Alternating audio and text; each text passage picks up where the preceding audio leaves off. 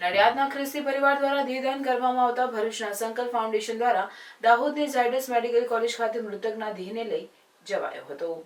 સંકલ્પ ફાઉન્ડેશન ભરૂચ જે છેલ્લા ઘણા વર્ષોથી ભરૂચ શહેર જિલ્લામાં ચક્ષુદાન, દેહદાન, રક્તદાન તથા સાધન સહાય જેવા અનેક સામાજિક સેવા કાર્ય કરી રહી છે, જે અંતર્ગત 22/4/2025ના મંગળવારના રોજ નડિયાદ સ્થિત રહેતા 62 વર્ષીય સ્વર્ગીય વિક્ટરભાઈ ફર્નાન્ડીઝનું દુઃખદ નિધન થતાં મોટી બહેન બેન્ટિક ડિસોઝા તથા સમગ્ર ડિસોઝા પરિવાર દ્વારા સ્વર્ગીય વિક્ટરભાઈ ફર્નાન્ડીઝનું દેહદાન કરવાનો નિર્ણય કરાયો। જે બાદ આ અંગે સંકલ્પ ફાઉન્ડેશન ભરૂચના સ્થાપક સંજય તલાટીનો સંપર્ક કર્યો હતો। સંકલ્પ ફાઉન્ડેશન ભરૂચ દ્વારા મૃતકના દેહને પરિવારજનોની હાજરીમાં યોગ્ય સન્માન આપી મેડિકલ કોલેજમાં ભણતા વિદ્યાર્થીઓના અભ્યાસ અર્થે દેહને ઝાયડસ મેડિકલ કોલેજ દાહોદ ખાતે મોકલવામાં આવ્યો હતો।